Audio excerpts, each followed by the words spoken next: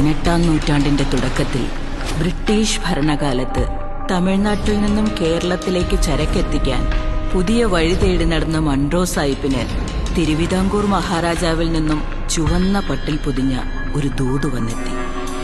6.5 നാഴിക നേരം കൊണ്ട് കിഴക്കൻ മല ചുറ്റി വരുന്ന ഒരു കാട്ടുവഴിയെപ്പറ്റിയായിരുന്നു അതിനുള്ളിലെ സന്ദേശം.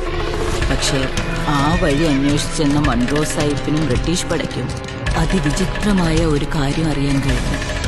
കാട്ടുവഴിക്കിടയിലെ ഒരു വളവിനെ പറ്റി.